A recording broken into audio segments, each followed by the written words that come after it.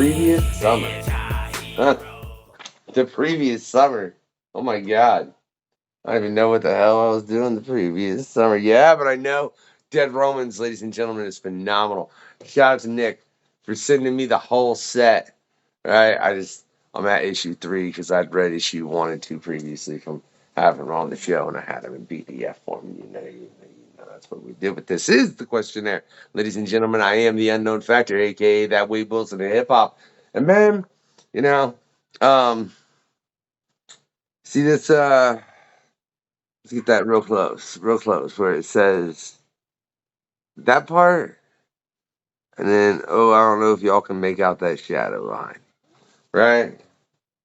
But a lot of individuals that uh you know do some things over there, and guess today, man. Firstly, I'm looking forward to this for so many different points to dig into this gentleman's brain. He doesn't even know, just on a couple posts I've seen, and then things I've researched and this and that. The pre-show questionnaire, which I highly recommend you go check out. There's a Patreon. There's a link in the description, as well as all kinds of other links to everything that we're gonna get into with Jimmie Robinson in the house. How you doing, man? I'm doing all right. Thank you much. Man, I there's so many things, Jimmy. So many things. Right. So many things that like piqued my brain. But we were talking about it. It was the thing that I was like, I got to end this conversation before we start the show, which was Mhm. Bomb Queen, Ah. right? Um, and there's one specific thing because I've seen this and I was like, well, this has to be satire. If it's not, I want to read it even more. And that would be cover 3 or cover of issue 3. Yeah. Uh, Explain yourself, Jimmy. You mean volume 3 or issue 3 of number Issue 1 3. or Issue 3 of Trump Card. oh yeah. Yeah. Yeah, it was just some, you know, uh basically Bomb Queen was Trump before Trump was even on the stage. So, this is just a lot of fun coming together. And mostly Shadowline, Jim Valentino really wanted to see Bomb Queen and Trump together. So, when it was just a suggestion or a joke, he's like, no, we have to do that. So, I came at it full force. I was just, having fun with it, but I didn't want to get too crazy with it because it was a weird place to be in. Because Bomb Queen actually likes Trump. I mean, they're two of the same. So it was kind of I had to go different places. So yeah, like the cover and other things inside the book. So I had to really try and find something that was different because they should like each other. Really. What? And firstly, I want to say, um, you say the character that you're most known for is Bomb Queen at this point, right? Yeah. Like that's the character, and this is the other post that we're going to take a real deep dive into this, man. Um, Mhm. as far as you don't feel like you've had a long ongoing series. Firstly, man, in Bomb Queen, you've got more there than a lot of people ever do that work in comics as far as doing something sequential that's theirs. You know? Mhm. So like I think you're giving yourself not enough credit in my opinion as far as what you've accomplished with that book and with that character and continuing it going as far as you have. But you state the importance of having something like that to where it is your character. Do you think that's something that all writers strive for in the comic book industry? Do you think that's like and what do you think personally for you when you're trying to create something like that? Like, is the thought process different, and what is it? Well, I mean, yeah, the thought process I hope is different. I mean, I mostly my career is pretty much made up of my work only. I did a little bit of work for hire. Um, I did a Wolverine book, and it was a different world over at Marvel, with editorial control and all that. It felt a little closed in. So yeah, the thought process is different. I'm trying to create my books with something that would surprise me, not just the reader. So, I'm trying to push the envelope there. But yeah, I mean, I don't have much to compare to because I've done only my books. So the thought process is just what it is. I mean, I haven't have to switch gears between different publishers and different characters, except for the different characters I've created, I guess you might say. So and Bon Queen did need a lot of thought process because she's a villain, and she's a villain, and the villain gets in her series, the villain wins every time. So I had to think like a villain. I had to be evil. I had to write about things I didn't agree with, and draw things that were opposite of my ideals. It was just a really weird space to be in when you're trying to write against your own beliefs, and yeah, and just try to make it as bad as possible. I mean, just evil upon evil, and just make her worse and worse every issue. And I can't do this. Well, we killed babies last time. What can we do? Oh, let's boil them, eat them now. It's just like, So yeah, when the Trump thing came up, it was like a whole, well, what can I do now after 8 volumes of Bomb Queen? It was just really kind of, that was a tough one, to be honest, to outdo Trump, because Trump was just as outrageous as Bomb Queen. I mean, I'm no offense to Trump supporters. I'm just saying that they both of them have their personalities, and they get away with a lot because of it. I you made me want to read the comic a little more, but at the same time, I'm like the last part. I don't think I need any more Trump in my life at this point. I really, I don't. Jimmy, I had enough, Hmm. and it's still a shit show as far as now. Let's be real honest with him, and we won't get into all of that, man. But so what was it that made you go to about initially creating Bomb Queen, man, to where you decided that you were gonna make a supervillain take over it's New York City, bro. You didn't name it New York City, but it's supposed to be New York City, right? I Yeah, mean, it's its own right. thing. Yeah. All right, okay. Which is fine. It's done in comics all over the place. I just really wanted to clarify and make sure you meant New York City and not something else. Because you might have told me something else. Whatever, right? That happened, Mhm. you know. Um, I mean, and have her like take the whole place over and run it like you did, and then make just laced with satire. Like, what brought that whole initial concept about? What was what was the first thought with Bomb Queen? Was it just like super villain or No, like no, it was actually, I was creating a super regular superhero genre thing, and I came up with the villain first, and then I couldn't think of a hero that I liked, and I just stayed with the villain. I'm like, why? I don't even need a hero, do I? Kind of a thing, and also at that time, um, I was a little tired of the sympathetic villains that I was seeing in the comic industry. All the villains had like some sob story or backstory or reason or whatever. And I'm like, I just wanted a really, like the Joker. The Joker is like the Joker. That's it. You don't even have to explain the backstory. And there is no true origin of the Joker. It just is. Everyone gets their take on it, and I just wanted somebody like that. I just wanted a shark. It's a shark. Gonna bite you beyond that it's hungry. I don't need the backstory of how it grew up and what made it become a shark. So, I just wanted a true villain. So I was tired of all the sympathetic, guy put into a corner, forced to become a villain to save for his kids, or his aunt needs an operation, or I don't know, whatever it was. And it got silly. And so yeah, I did Bomb Queen that way. And I just thought, no, yeah, what if they had their own city?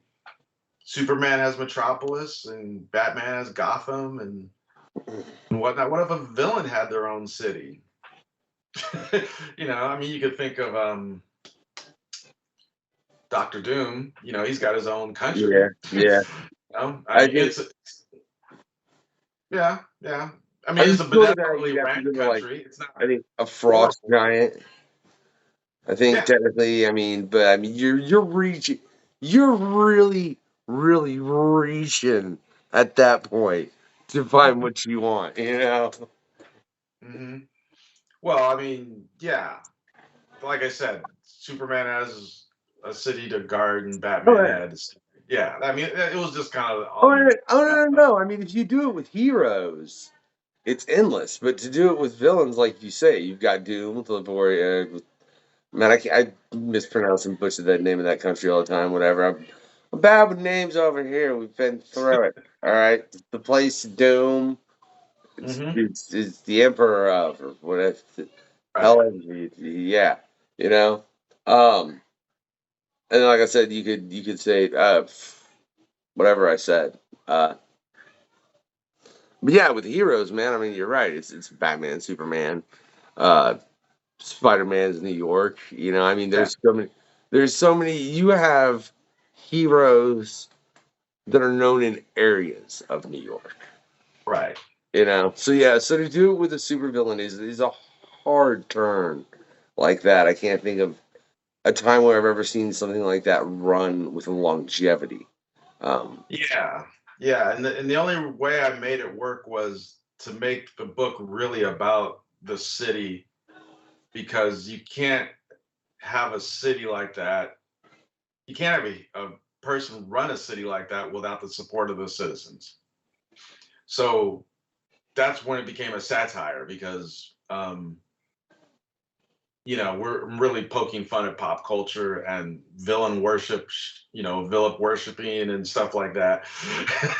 And it just, it says a lot about the people that allow the ruler to be evil. And say, hey, yeah, that's who I want in charge. And not only that, it became also a magnet for those who wanted to live in that kind of environment. I mean, so you have the Doctor Doom thing. He's got his country, Barv. I'm like you, but it's kind of a benevolent country. I mean, you can go there and not be messed with. I mean, it's got some strict rules here and there, but I mean, it's an open country. I mean, it's free as far as I know. You can go there, um, yeah, but yeah, enough. It's not like you're being murdered in the streets and all that. Like, whereas in Bomb Queen City, it is a free for all. I mean, it's a place, if we could send all the rapists, murderers, pedophiles, and criminals and put them on an island, we'd all be happier, right? But then who would run that island? And that's where Bomb Queen steps in. So it's kind of like a Lord of the Flies kind of a thing for criminals. And because of that, America outside of Newport City actually endorses it, because hey, it makes our streets safer if we send all the criminals over there. And so, Washington is like, yeah, we sanction this city to be a criminal city, kind of like Nevada or Utah, how they yeah, have their own rules or laws. So, yeah. yeah. Yeah. That was one of the several things I read in regards to that, man. Is how it would, and I mean, it would if we took a portion of this country and just, hey, this is where all the criminals go. Somebody rule it. Make sure everybody stays in there. That's damn well sent there. I'm sure it would improve and maybe make a lot of people in the rest of the country happy. But at the same time, how do you justify sending anyone there that isn't on the most just I did some real screwy shit into the spectrum? Knowing what you're sending them into, especially after that city has operated like that for 10 years. That city's operated like that for 10 years. I don't want to. I no. I think I'd rather deal with New York and The Walking Dead for anybody out there yet. You know, I mean, seriously. Yeah, yeah. I mean, but again, like I said, it's about the city itself and the people that like it that way. So, yeah, I mean, the citizens in the street and in the background on the pages, they're just doing all this crazy things. Normally, you open a superhero comic and the background is just kind of a set dressing for the foreground for the main character. And Bomb Queen, the background mirrored, what was going on. Like there's people, there's sexual activity in the streets. There's people getting killed in the streets. There's drug dealing going on in the streets, and it's a happy place. Everybody's enjoying it, and everybody's like, yeah, this is Newport City. Welcome to Newport City. This is how it is. Heroes are not allowed. Law enforcement is pretty lax to not at all. It's Bomb Queen City, and she rules it that way. And All right. yeah, it took a while, and I explored a bunch of avenues with it. Yeah, it's like almost 30 issues. Yeah, it is there over 30 issues. Yeah, that took a while. I I could probably still pull some stories out of Bomb Queen. and can I Yeah. say, like, I think you've created one of the worst comic book worlds to send someone to. Pretty much. I mean, yeah, it's not a good place to be if you're not looking for trouble.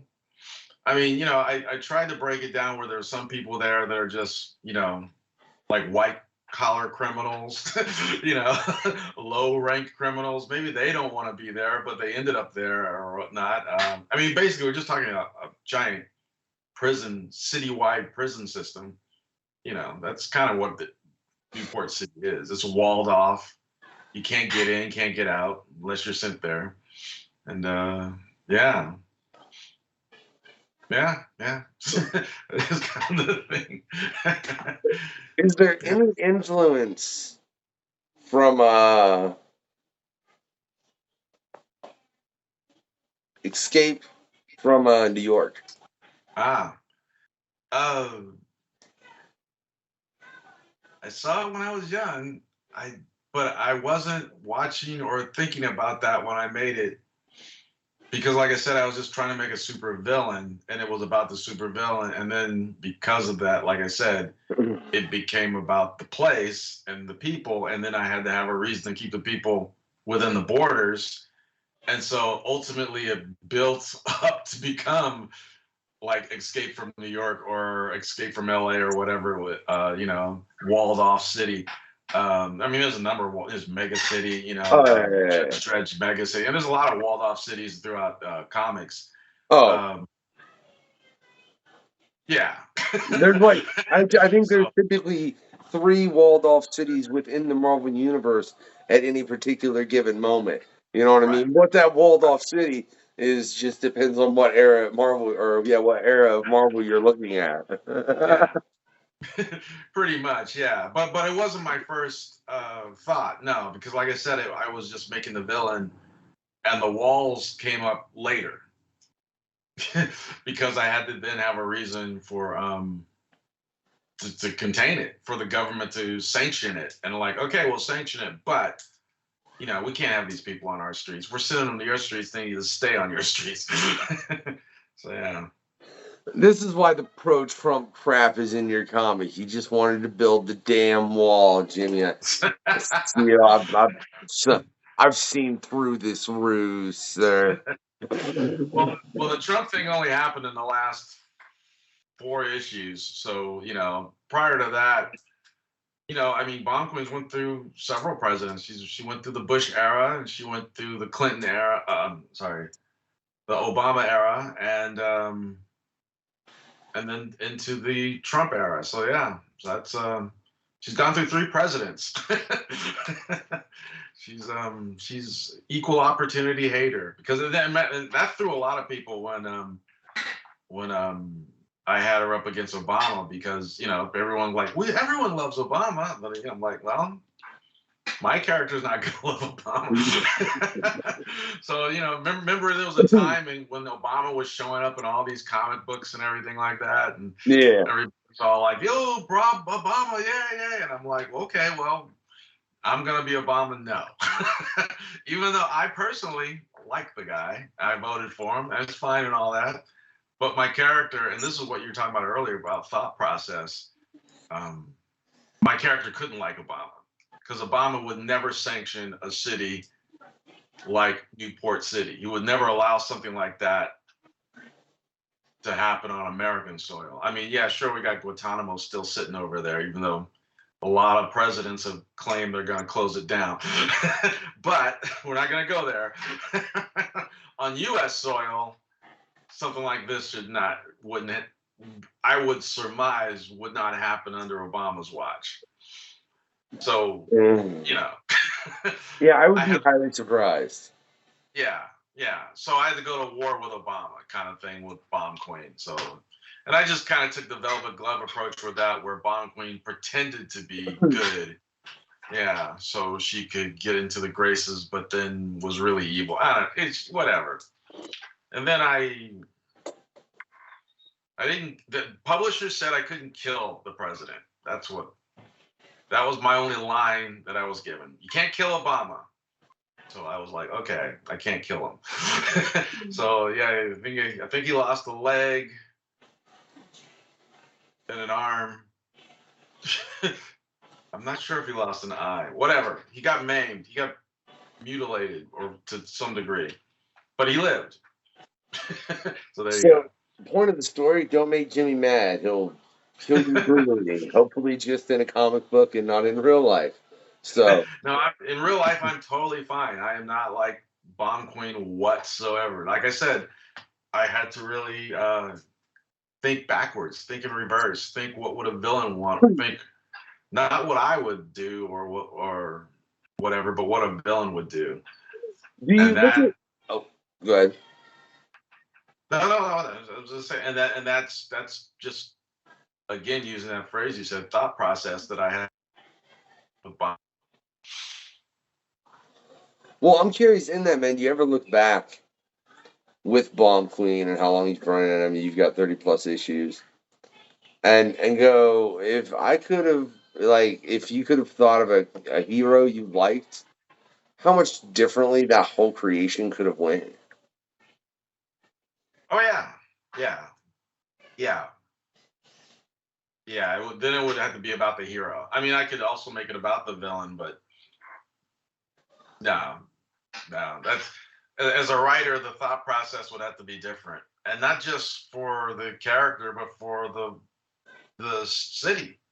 The entire backdrop, the entire background, the entire infrastructure would change. It would be something that you and I can relate to, because we're assuming the hero's going to try and save the norm, as opposed to the villain creating the abnormal.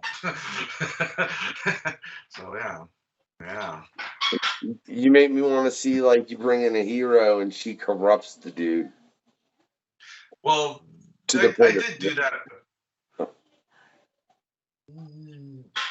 I did do that to an extent with some heroes, where there was already a darkness within the hero, and that just came out because the only way to really deal with Bomb Queen is to go there, and fight fire with fire. So it makes the hero look less heroic when they have to get on her level to fight. When collateral damage and casualties is not an issue. So yeah, it's just, matter of fact, yeah, in the very first series arc, Bomb Queen did do stuff like that, where she just completely wiped out a small contingency of her own population that was supporting this hero. This hero comes to town, they're like, oh yeah, a hero. And if you're saying, oh yeah, a hero, you're just on her target list, and she just at one point just wipes out, napalms, incinerates this whole group of protesters. So that kind of stuff is just par for the course with Bomb Queen. So, and it only kept going so long because I kept thinking, well, that's it. I'm done now. Because each arc become a beginning, middle, end, and you think that's it. And then the publisher's like, oh, this is still going great. What else you got? And so you do another mini arc and do another series, and yeah, it kept going that way. So every time I got to the end of a story arc, I thought that would be it. But no. Well, and then I'm curious in looking at that, and me personally, I look and I think that's a character you've really lent legacy to. What in your eyes when you? I mean, I know you know the post I'm referring to, right? Which one? To The be one precise. about like legacy characters. You know what I'm Yes, saying? legacy, longevity, all that stuff. Yeah. So when you were writing that in your head, what were you thinking as far as like what are legacy characters you think of as somebody's? I mean, obviously, I mean, if you want to go the real long thing, there's the and stick to image. There's the easy Savage Dragon, Spawn. Right. I Right. mean, those are Right. two real easy ones right out the park. Or I mean, or Walking Dead for that matter. Right. Right. Um, Right. but at what point do you think you reach that with a legacy character in your mind?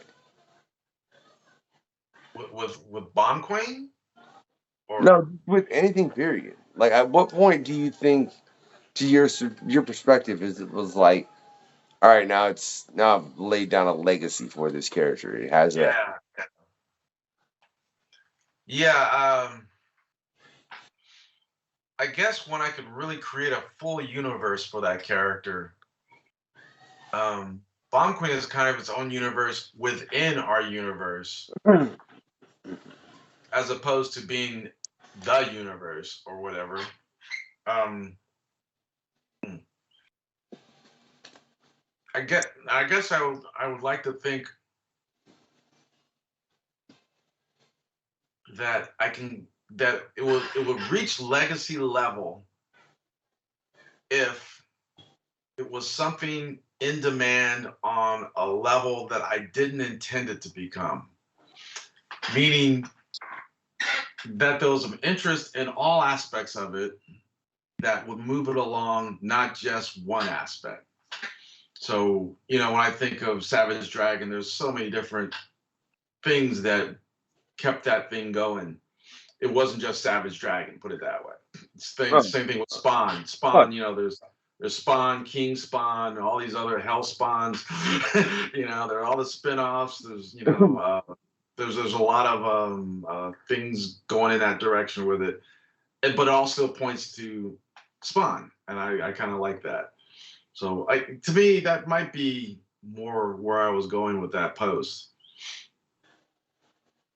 Yeah. is there okay? So let me be. Is there an issue number?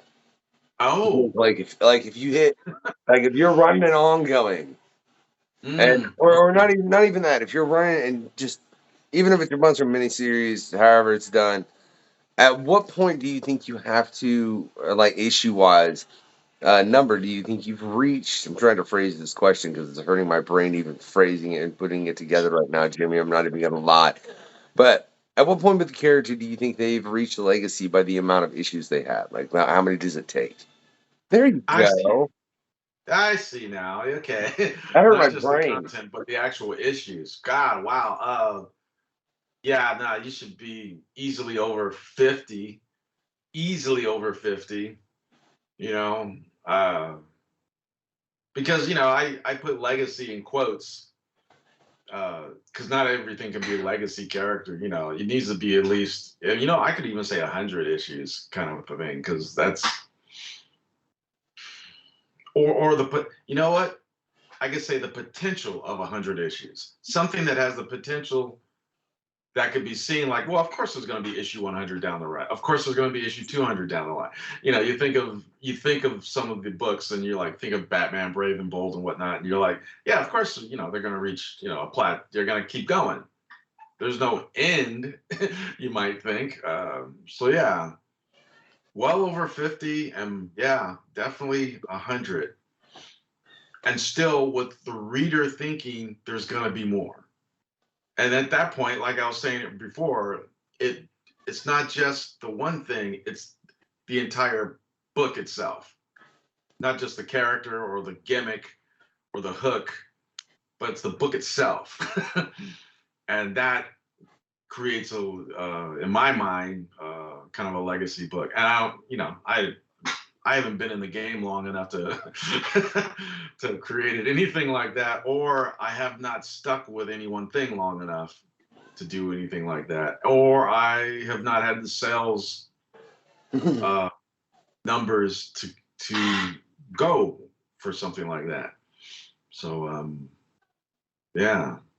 All right, to that, man. I'm curious. So, do you think that the legacy characters, in a way, affect the comic book market in a negative way? Because if you look at a lot of the guys' stories over at Image, Dead Romans that I just had, that's something you can just pick up and you could read. Junk Rabbit, you could just read. Yeah, I'm pretty sure you could probably go pick up anything of Bomb Queen and just get into it, right? Right. Right, like you wouldn't have had to have read the backstory and you just jump into it.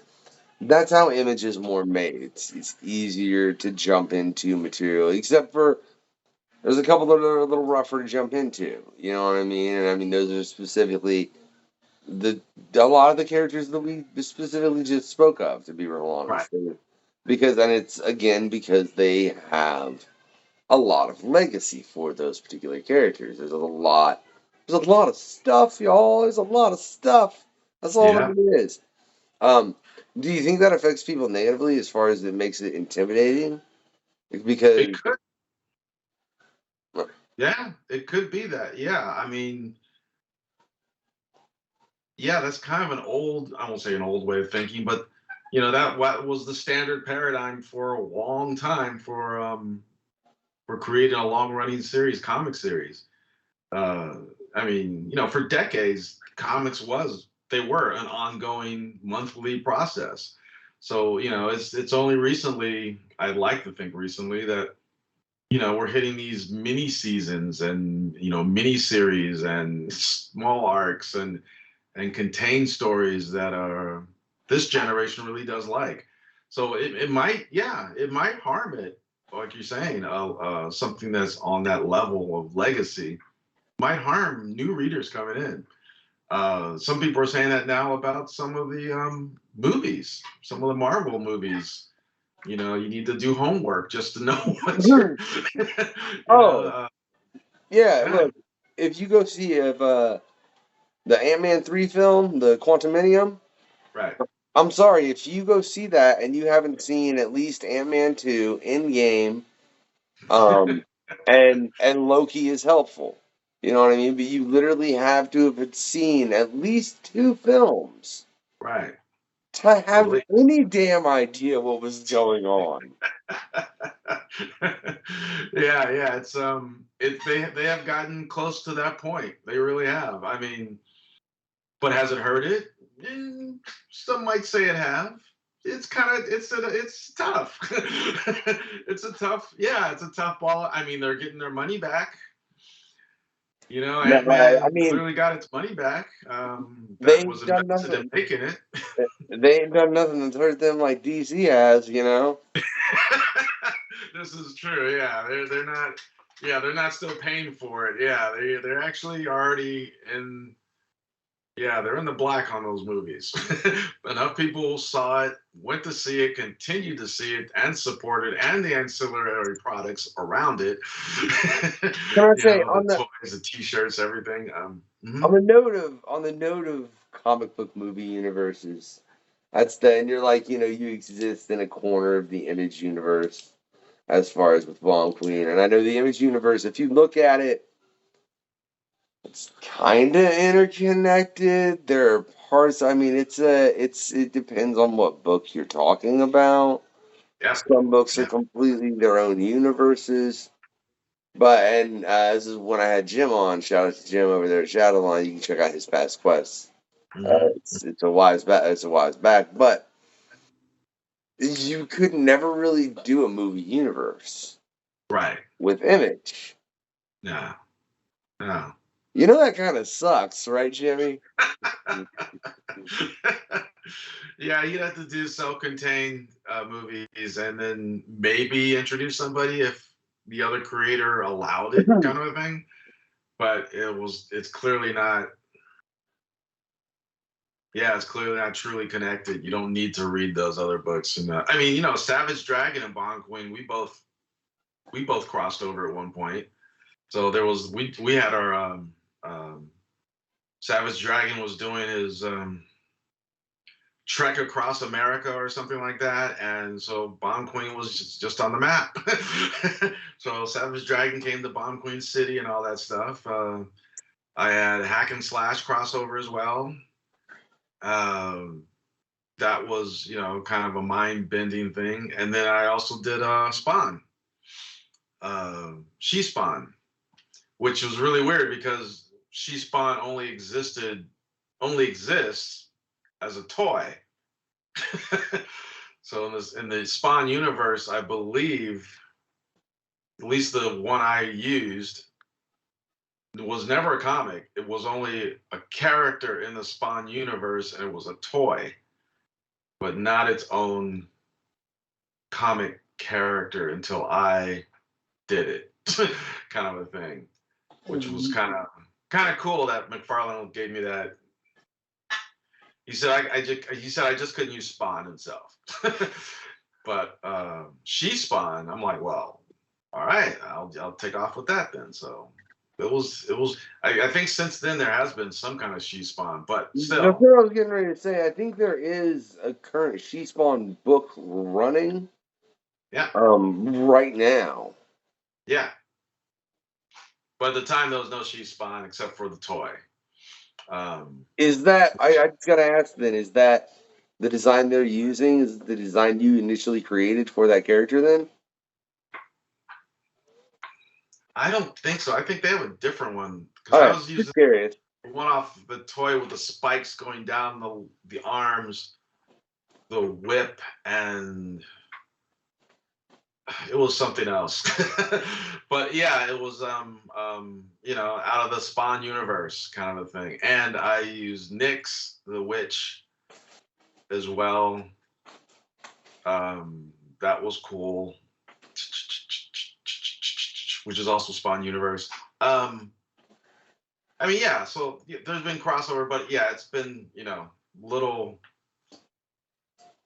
interplays amongst the creators, not the readers. The readers do not have to read the other books to enjoy an Image series. So yeah, making a movie would be a weird thing. And Rob Liefeld, yeah, I had Youngblood show up in Bomb Queen. Youngblood, Savage Dragon, Invincible, Jay Faber's he had that family of superheroes long ago. Yeah, whatever, blah blah. I I hopped can't all over the place. I know, Jimmy, I can't even remember that. No. But I do think that's really cool about how Image runs as far as um if you want to use someone else's creation, well, go talk to them. Right. Where if you're working in either the Marvel or DC playground, it's very much a different game. From Yeah. everything I've gathered and just everything I mean, I'm not trying to make an ass out of myself, but I might be assuming a little bit, as far as how it's dealt with. Because I mean, with your own characters, clearly, especially when you're doing what you're doing, Jimmy, you know, all like everything that hurts my head, man. You and Deck both, uh, just bloody well doing everything. Oh, It hurts my head, man. But yeah, I mean, so when you're dealing with an original character, especially in that capacity, you can obviously do anything that you want. right. But I mean, when you're dealing in one of those two playgrounds, you have a very set, established rules, man. You obviously clearly didn't like that from your time working on Wolverine. What was it about working on that Wolverine project? Like, was there something about it that made you just be like, "This isn't for me. I want to go do my own thing," as opposed to work on someone else's thing that already exists? Yeah, at Marvel, they contacted me, and I was already doing Bomb Queen, and I guess they just wanted something along those lines. So they contacted me, and then asked me to pitch them like several story ideas. So I pitched them like 12 different story ideas with all these different characters because I didn't know what they wanted.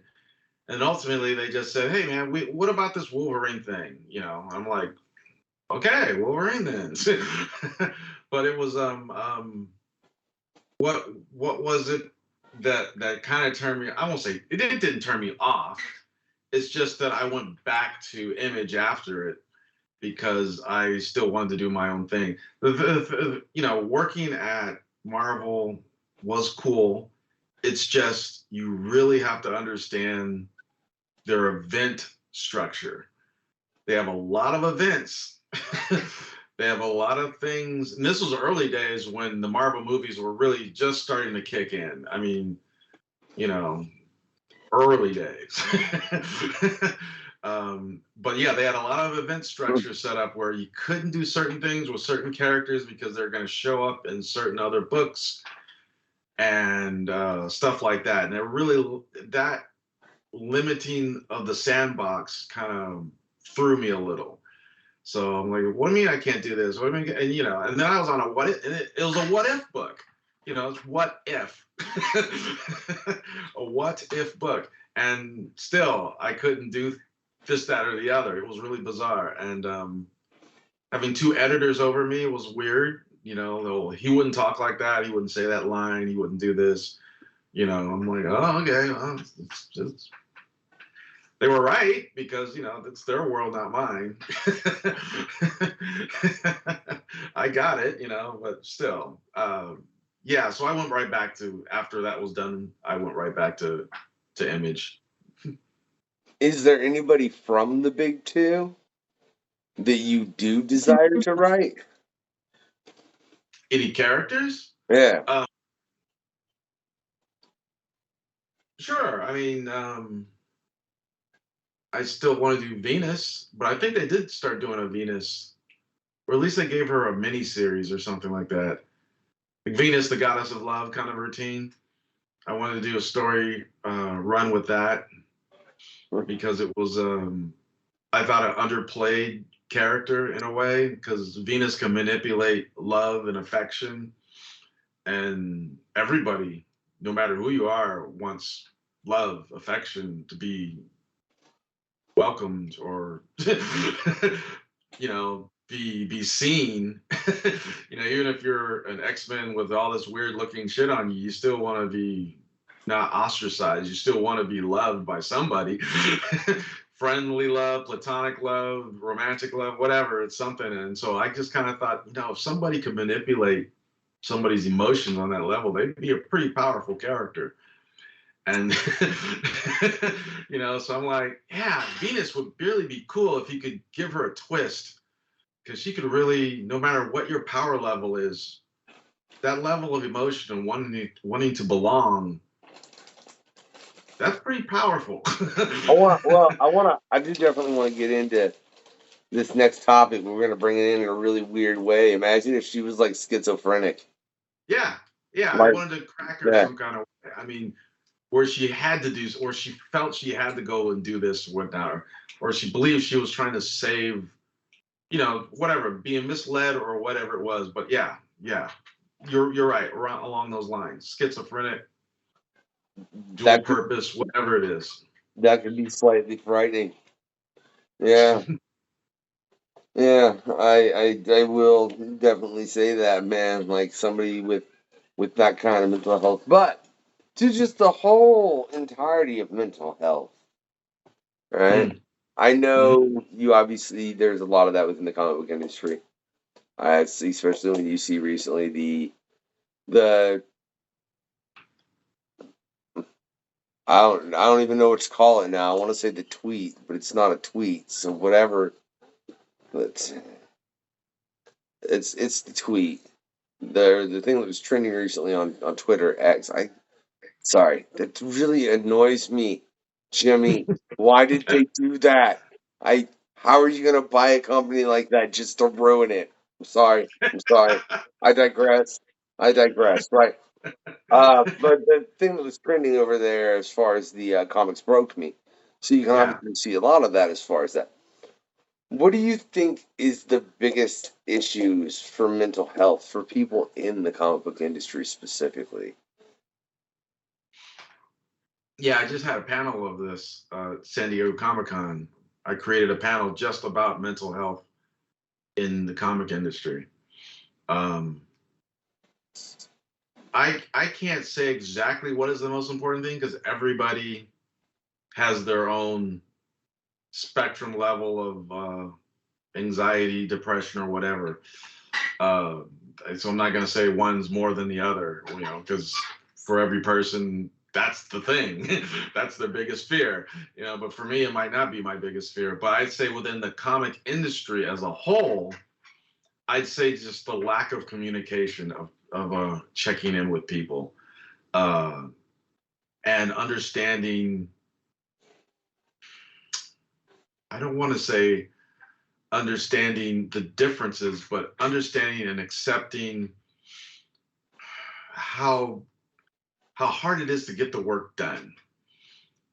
Some people will just, comics are comics, and they're gonna be, how can I say, it's a judgment call what you like or don't like about a comic.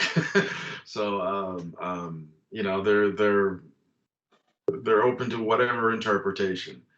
Uh, it's kind of weird because we could pick apart movies all we want, but it's really kind of hard when certain creators, when they do it all themselves, it is really hard for that creator to pull away from it sometimes and not feel personally attacked or feel like a failure because it didn't hit right or it didn't work right or the sales were like this says, comics broke me kind of a thing, you know, because every creator, writer, artist, whatever, they put their heart in it. It's their love, it's their passion, it's not just a job kind of a thing. And so up to the individual, they really have to understand how to pull apart from it. I had to do that with Bomb Queen. Bomb Queen was so out there.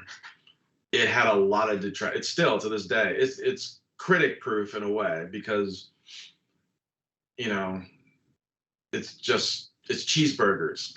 I'm just making cheeseburgers. I'm not trying to be a fine chef here.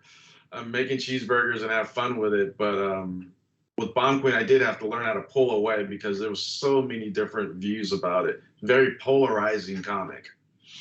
It's touched on things, racism, drug use, and sexual assault and stuff like that. And those are those are triggers for a lot of people. There's a lot of Yeah, people say, yeah, yeah. A lot of yeah. people say something like that should not be in a comic book. So, yeah. So yeah, I think the biggest thing in the comic industry is just communication. I think there's just no true communication going on amongst creators, readers, publishers, distributors about people's mental health. That's it. I mean, yeah, communication. Yeah. Well, because like you said, I mean, there are people. I'm sure there are people that read books like Von Queen or Crossed or just Yeah, there you go. Cross. things that are just yeah. I mean, because huh? Crossed. Yeah. Oh Okay, yeah. okay, okay. I was making sure I wasn't bringing up something that you just hadn't. Because I mean, you can't know every comic, Jimmy, Right. unless your name's Tom Brevoort. I think he might, but that's it. All right. But so there's obviously those things, and I guarantee there are people, like I said, that read them for a sick pleasure. I'll say, Right. So I mean that is always a worry. I would love to see those people get better mental health for so many different reasons. So many different reasons. But the point that you make that I think is very interesting is there are people that say, oh, this shouldn't be in a comic book, this shouldn't be this, blah, blah, blah, blah. Well, I would disagree with that because I don't. I think it's odd that a lot of people still to this day view comic books not as a medium, but as superheroes, Right. right? Right. Why do you think that is still a thing? Especially if you look at, and I mean, I guess a lot of people don't even know The Walking Dead's based on a comic, which blows my mind a little. Hmm. Just based on how popular it is. But I know from Dave, who works at Comic Book U, he said once a week somebody walks in, oh, they made Walking Dead comics, not knowing, yeah, not knowing that came first. Right. Right. um,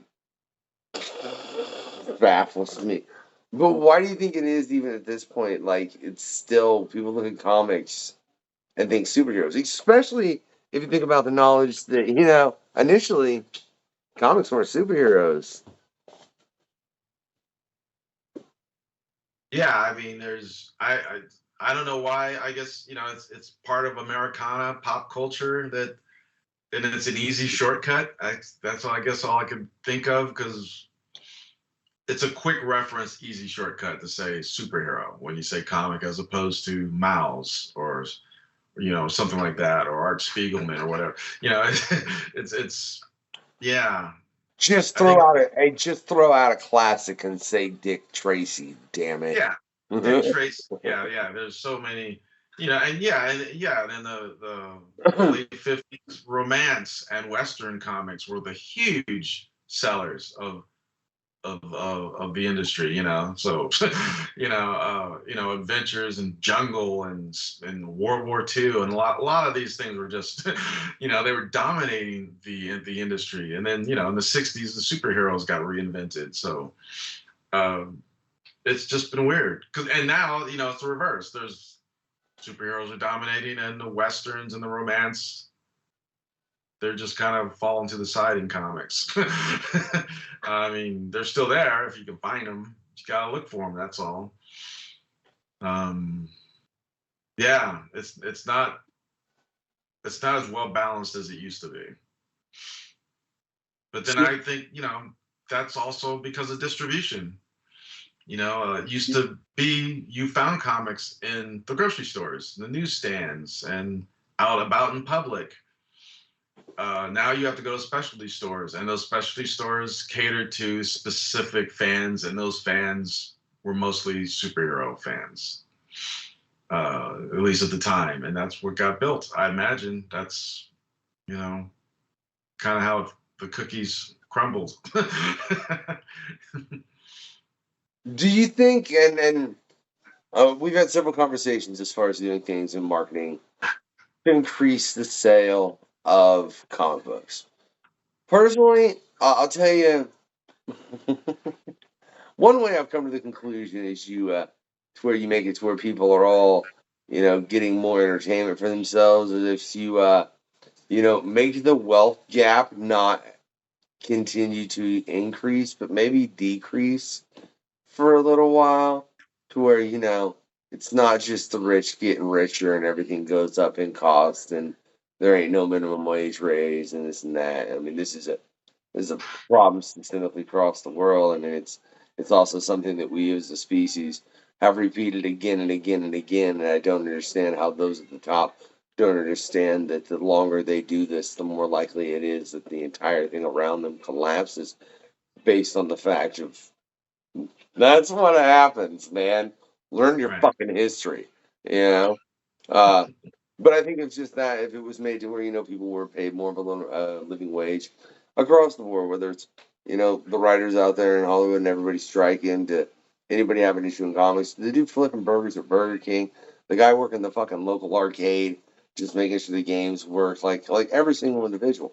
Because if those individuals have more spare income, then you're going to see an increase in people are going to buy more books. I think it's funny that is something that I feel is lost, that we're all fighting for the same thing at different times from the same people. Ain't nobody gonna get that shit, Jimmy. Yeah, that's true. I think you got it there. You're right.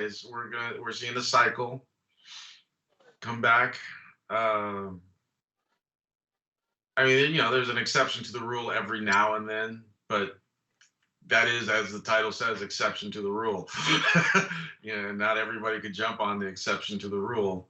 And yeah, I would like to see a high tide rise all boats, but right now, I guess you could say we're at a low tide for a lot of things. So it's a tough call. And yeah, comics are getting hit hard, just like a lot of other entertainment options. So it's getting tough all around. So Do you I just think the mhm, introduction of streaming and streaming type services mhm. affected creator and artist pay? Because that's one thing I look at, and I feel like, because I mean, I make hip hop music as well. I see Mhm. what I get paid every time somebody streams a song on Spotify. We're not going to get into it. It makes me mad. Um, Mhm. you know, and I know when you're doing things for like, you got Marvel Unlimited, DC's got its online service, Amazon's got an online service. You can read comics, which I think is Mhm. Comixology now, or it may be something new. I don't remember. And then, I mean, God, you can go so many different places and get them digitally and cheaper typically when you do that, you're getting them at a cheaper rate because they're not having to physically print them. Mhm. What overall, like, what do you think that did, man? Because it obviously changed a lot of the game. Um, yeah, I mean, I think it changed the game for those who are on a different part of the audience. So I'm hoping at least, or speculating that, the streaming and all the different comic services online and whatnot, I think they just found the audience that wanted that. And I think that's good. I think we should just have comics on every level for however people are gonna approach or consume them. So I don't. It changed the game for a lot. There are some folks that say, "Yeah, I don't read print comics anymore." So some people left print to go to the other digital, like Comixology and things like that, other services. But I still think, I still want to, I should say, I still believe or want to believe that audience was already there anyway, and they just wanted to be catered to. There was the online audience, there's the physical media audience. There's people on both spectrums. So there's brick and mortar. There's an audience for Kickstarter crowdfunding comics. So there's a huge audience for a lot of that right now. And yeah, like you said, the Netflix model and all that stuff. It's splintering a core group. I'll give you that.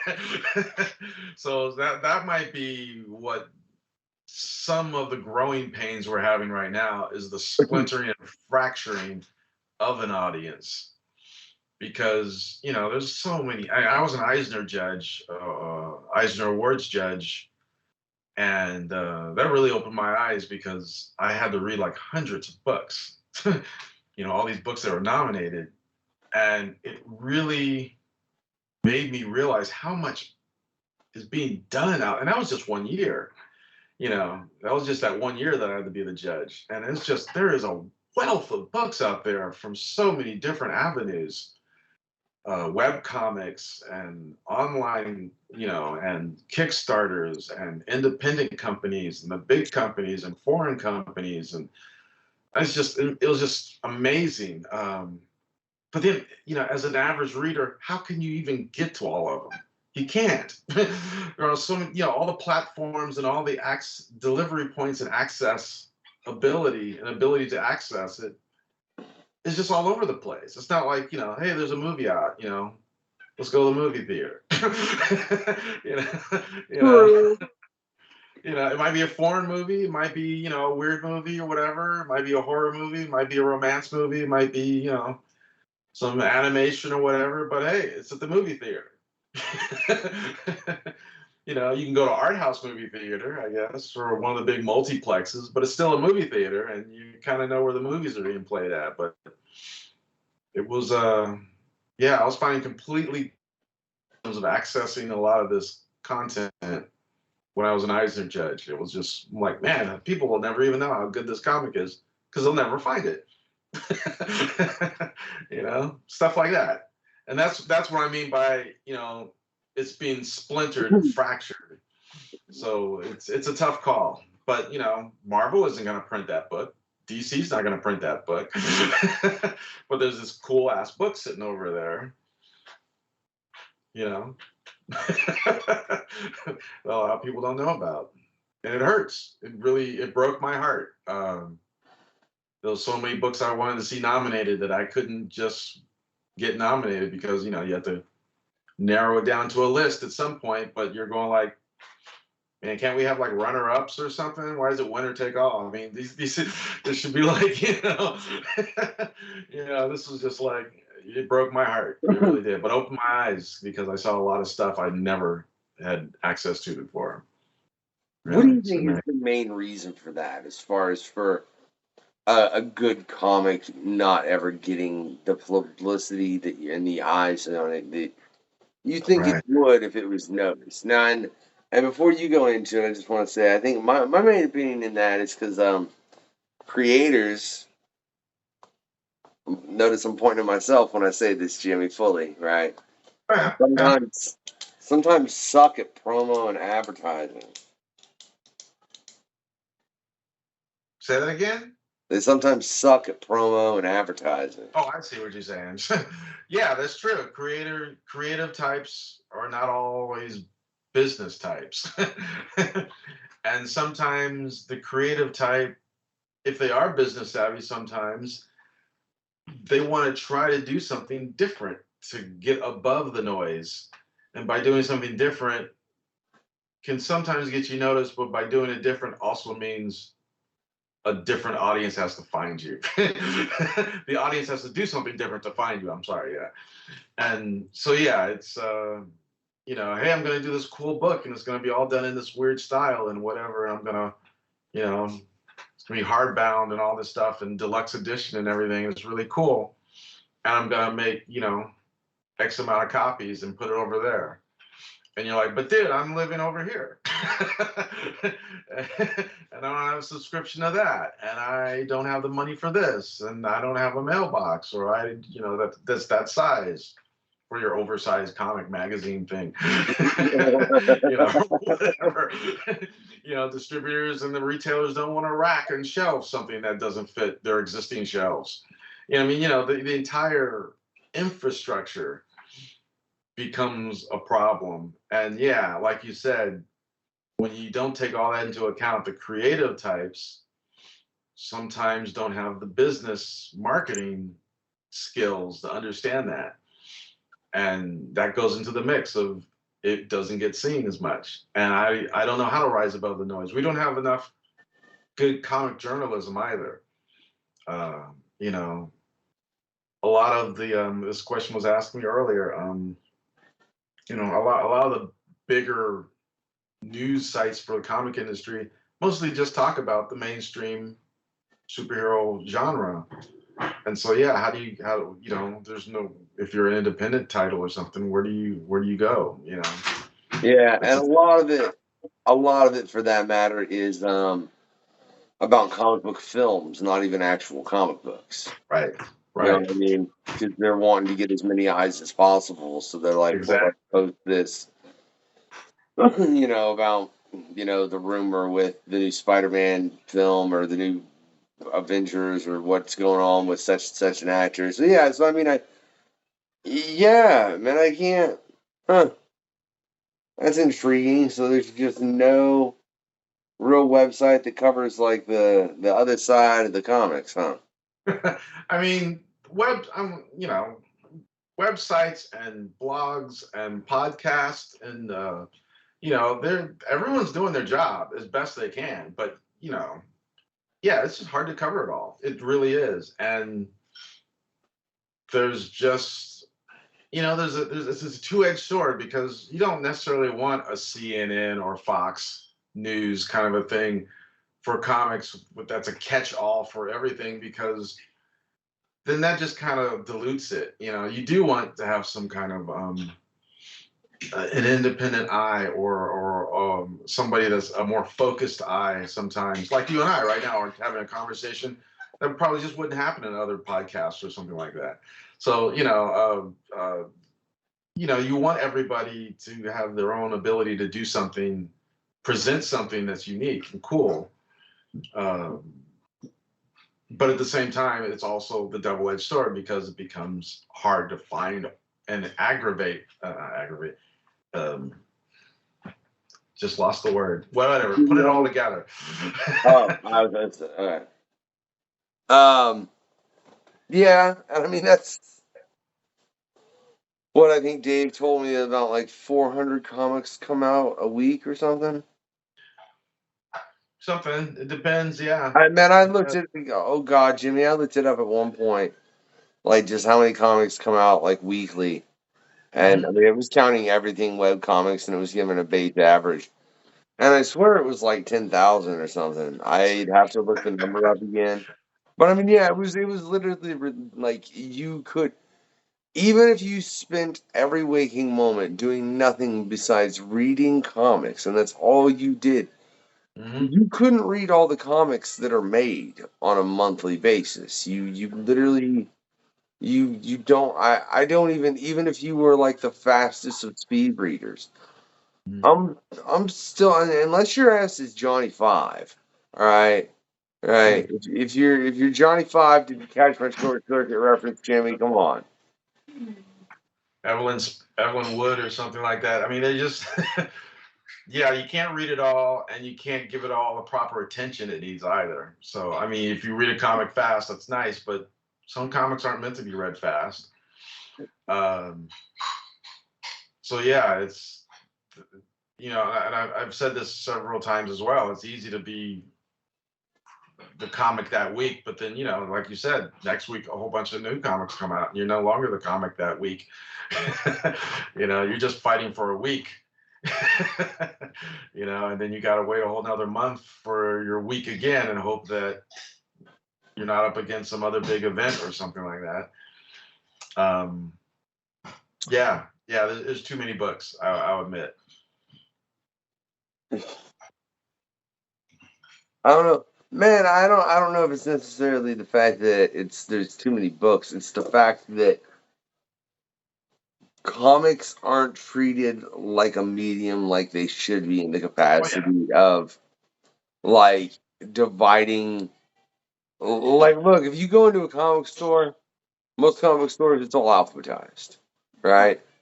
Right? That's phenomenal. Okay? But why not take the comic book store and be like, hey man, okay, here's our superhero comics. This is Marvel, this is DC. All right. Over here, these are our horror comics. These are our Right. romance comics. These are our motherfucker. You should be an adult if you want to read them comics. Right? Right over here. We got those ones, It's just like everything has so you actually could look at it as far as through the genre. Like, over here's all of our sci-fi. I Right. in part think that would make a comic book store um, less threatening to someone who'd never been in one, I'll say, because it's like, oh look, it's divided into the genres, just like all the movies that I've watched my entire life. That's right. I just came up with that shit on the fly, Jimmy. Goddamn, that was good, right? I mean, there are some stores that do operate like that. But you're Uh, right. The majority of stores just alphabetize, or they'll say this is the new comic section, and everything else you have to go find somehow. But there are a number of stores that do genre, but yeah, not nearly. We're talking a handful. I've never been in one. That would be really cool. Oh, I really? think I think all comic stores should be divided into genre, like my wife pointed out. Bookstores do that. Yeah, bookstores, and video store, anything like that. That's how they do it. I mean, that's how it is on Netflix, y'all. Think it Yeah. through. Free, free thoughts from Factor. All right, right. But I do want to let you know, man. Look, I'm waiting. I'm waiting on that graphic that's about to drop. I think October 4th. I think it's the fourth for Junkrabbit. Yeah. Yeah, at least this the first week. I'll put it that way. So yeah, distribution dates have changed a lot now. you know, because it's no longer just Diamond. Now it's, you know, all these, now you can get new Uh, comics on Tuesdays and other days. So it's, yeah, I can't, I used to be able to point to a day, and now it's like, oh, it's out already. I didn't even know, kind of a thing. Yeah, it's distribution is out. Yeah, but the Junk Rabbit in October, and there's so much I wanted to put in that. I'm telling you, there's so much I did not get to put in that trade. It got capped at 148 pages, and I had so much back end material. It was just insane. I just really wish I could have put everything in there. So, but well, you know, you know, publisher. Yeah. all I got to say on that note, Jimmy, is take an idea from Deck, who went and because he had the same thing with Old Dog, and then he ran a Kickstarter to see if anybody wanted to, and he put a book together of everything else that wasn't in the graphic. You know, you know, you bring up a valid point, and I am getting closer to a Kickstarter every day. Well, I Not mean, not just for that, but for so many other things. Like right now, I the book Artillery. Man, look, why you fucked up my segue, Jimmy? God Oh, damn it! God dang I it. had we were gonna get into that next, and I had such a nice play on a nice play, and then to Mhm. play in to right into there, but you just had to fire artillery right off without me being able to bring up Kumba the White Lion, right? Right? Mhm. Which I Mhm. didn't even realize was a comic, I want to point out. Yeah, yeah. Right?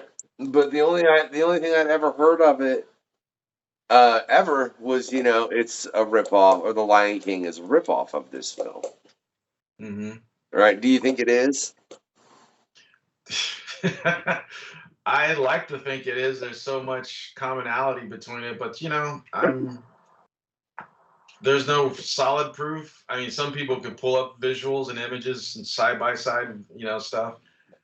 Jungle Emperor was what it was originally called in the manga as the book. Um, but yeah, Kimba the White Lion was, yeah, a lot of people would say that. I'm not gonna say that, but a lot of people would. Yeah, I mean, it's literally Uh, right yeah. down to it. Jimmy will say it's plausible, and that's all Yeah, Jimmy will say. But beyond that, we're not giving anybody any incriminating evidence, right? Like right. it's artillery that you're firing, which very much seems to be a direct war on AI art.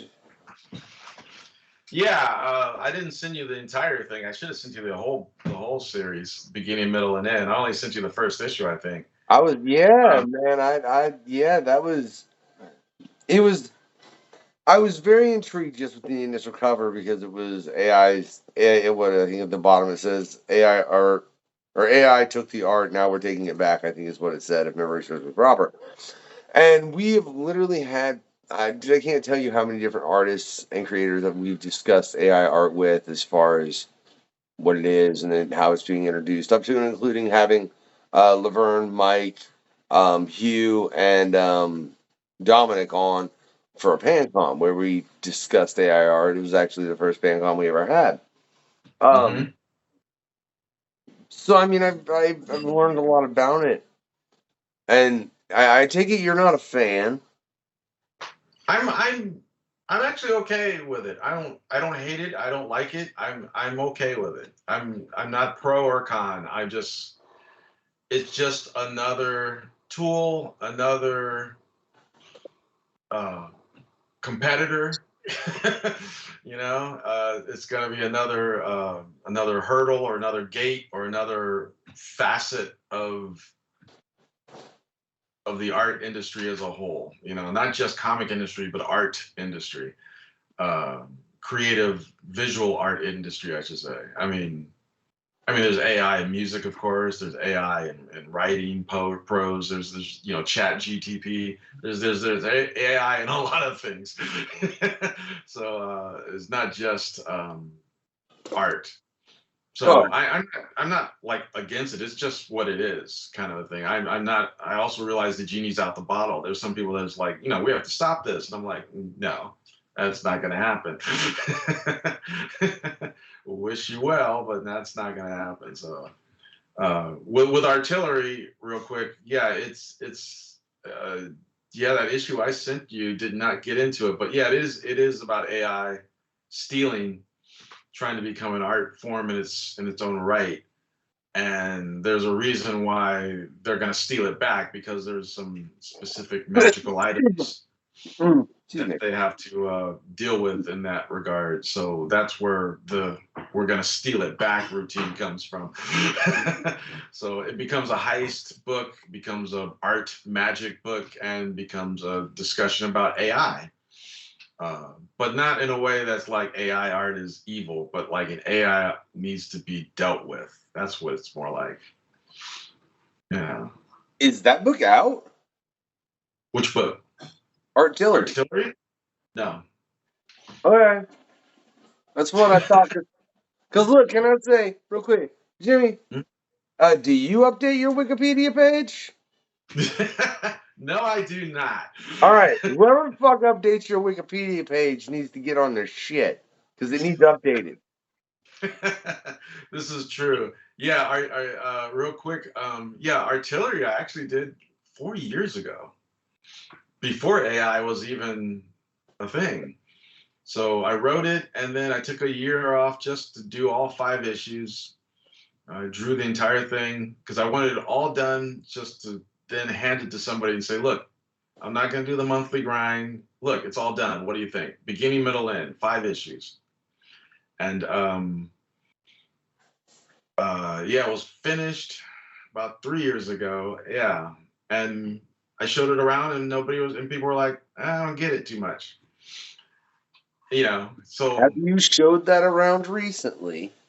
yes, that's what I'm in the process of doing now. I am now in the process, because I did some re-edits on it, because Trump was still in office then, so I had to change.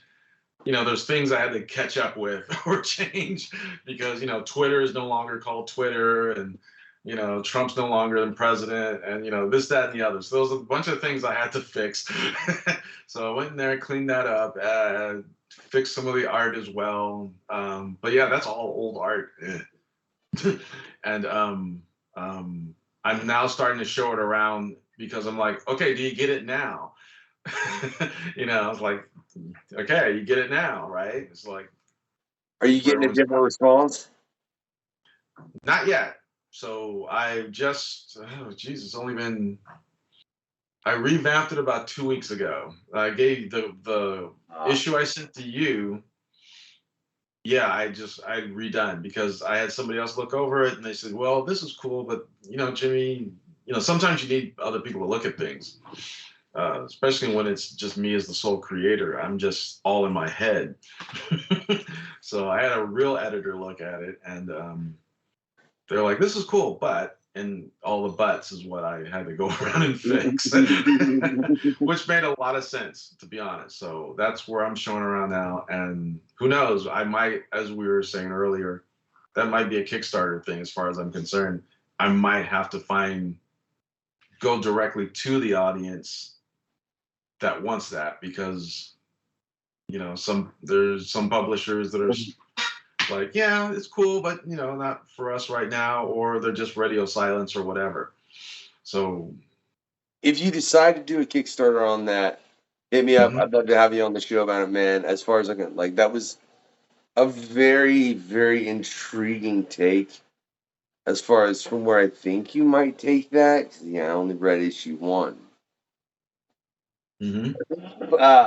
So I mean, but it looks like you could take that a lot of ways.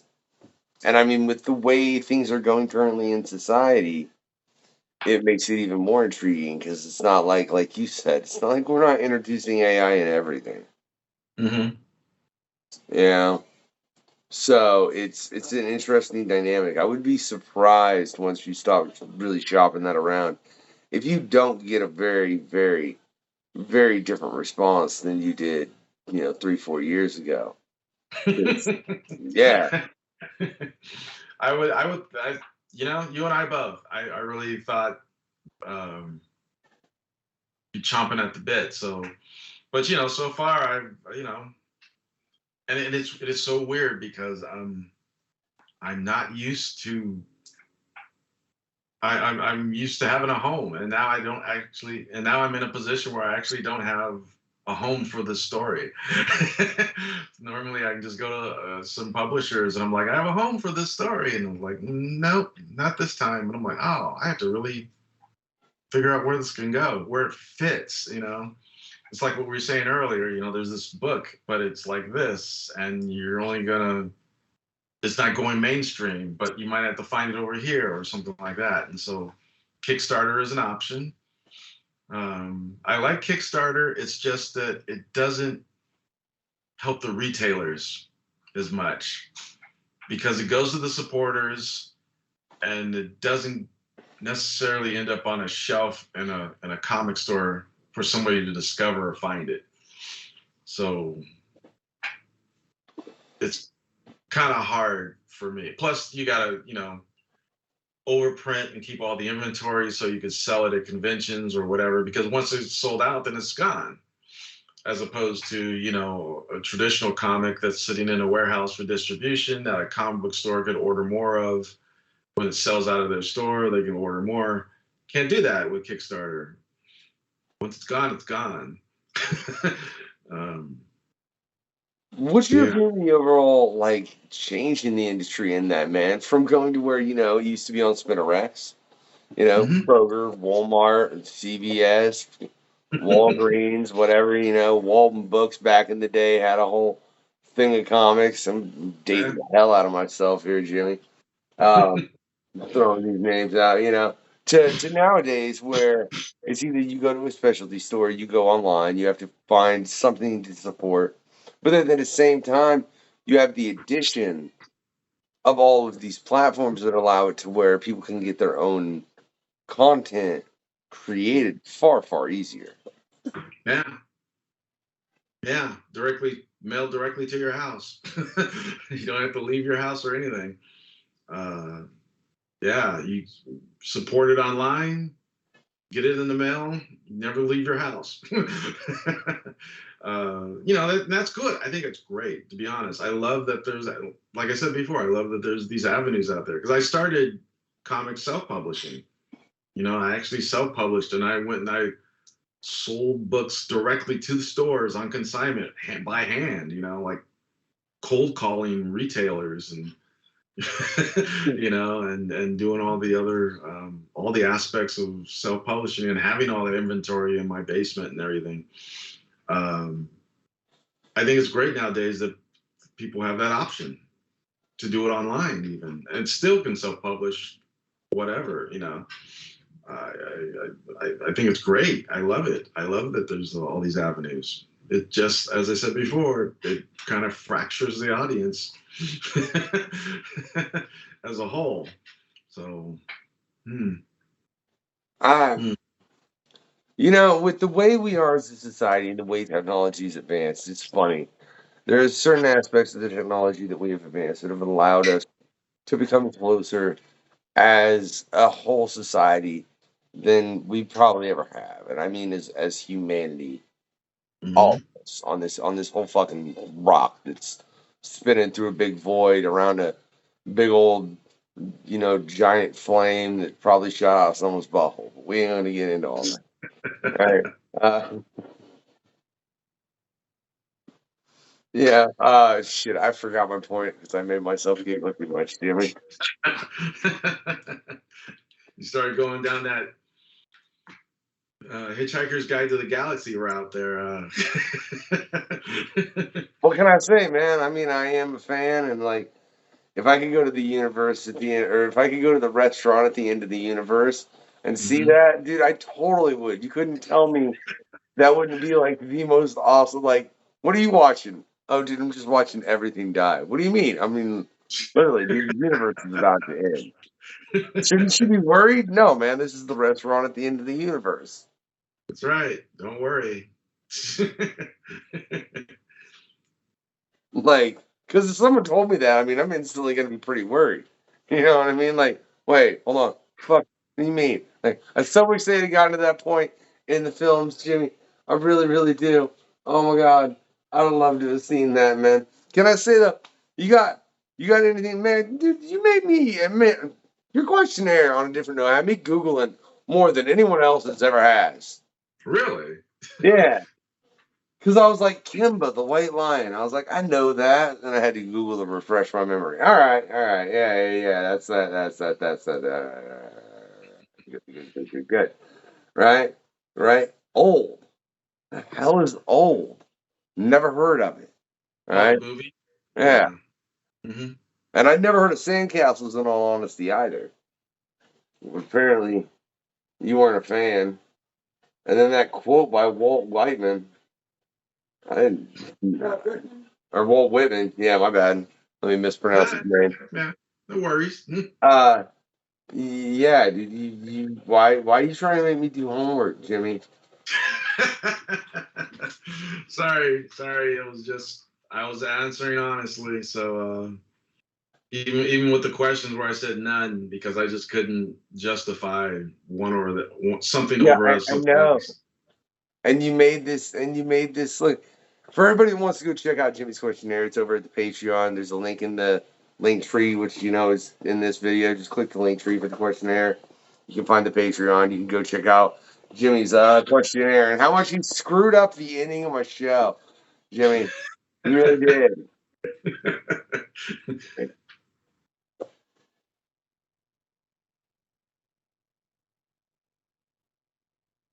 Son Yeah, of a sorry. bitch. Really like none, none, none. He answered none way too many times. For y'all I don't want y'all to know. Like seriously, like I'm like, son of a bitch, right? I know, but before I do that bit, I gotta ask on one thing, man. So creating everything, ending anything. Yeah, because it's fun to start it, but it sucks to finish it. The execution of it. So yeah, writing is fun. I'm in the writing mode of another series right now. Starting the art is fun. Starting the coloring is fun.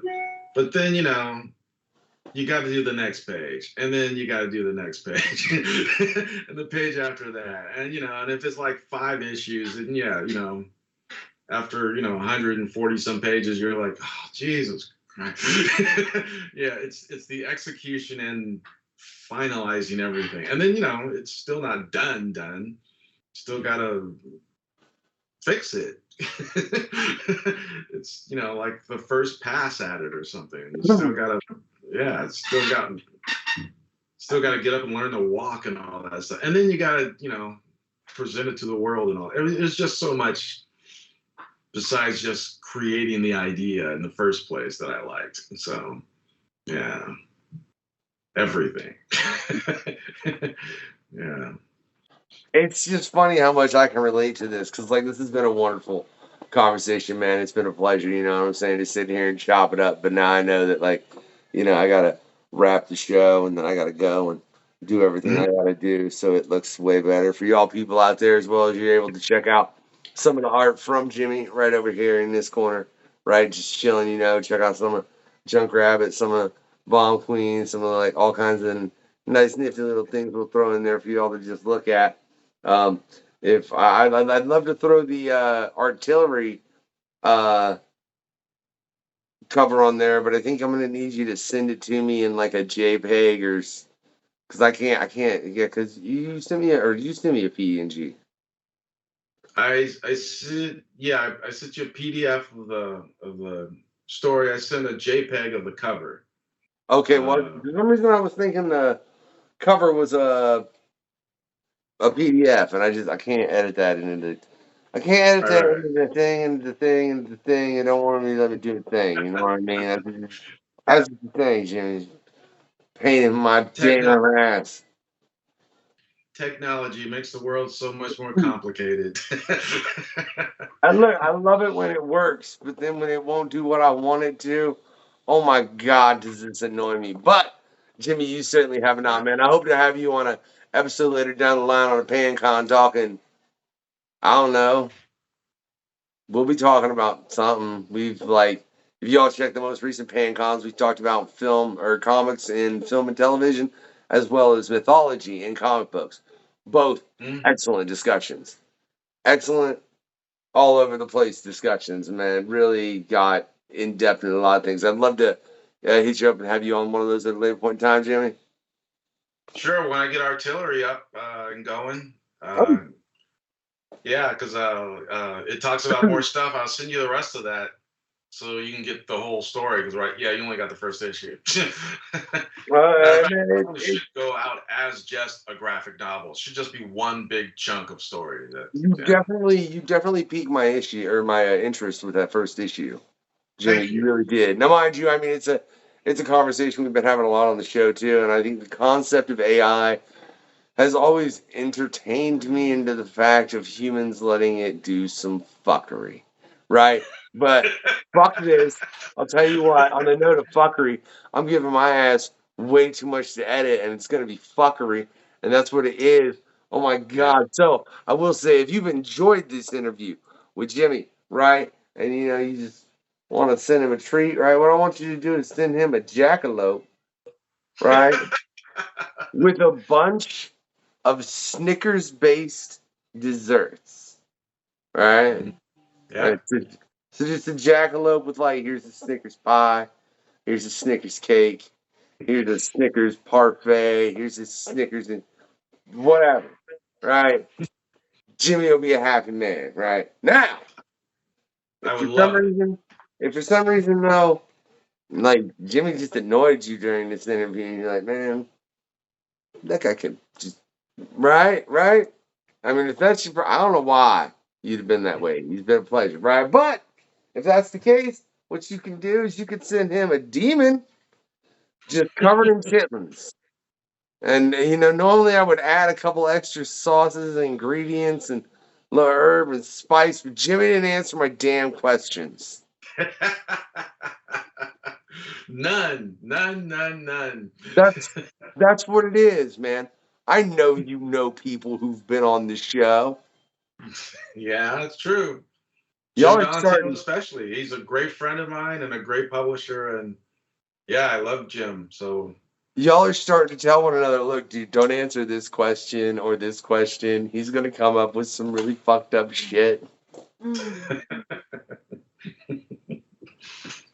None.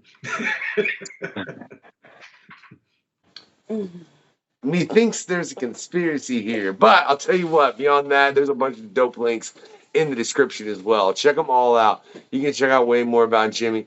Find all kinds of what he's done to go pick up as far as from Junk Rabbit to Bomb Queen to anything else he hopefully has coming up in the future, right? As well as everything if you want to support the show, all that good stuff, like, subscribe, give it that thumbs up. Besides that, just two things. One, get you to Comic-Con. 2, have a good night, y'all.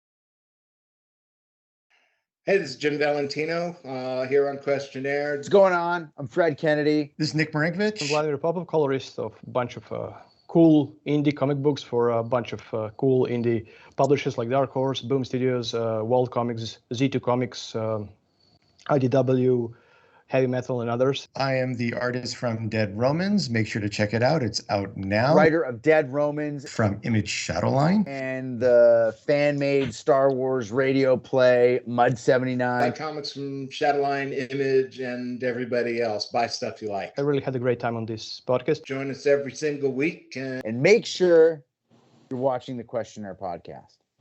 Spidey sense just goes off and you really don't know why. Thank you, everybody, for watching. And be sure to catch the questionnaire. Every week at 7. He nailed it first try. What can I say?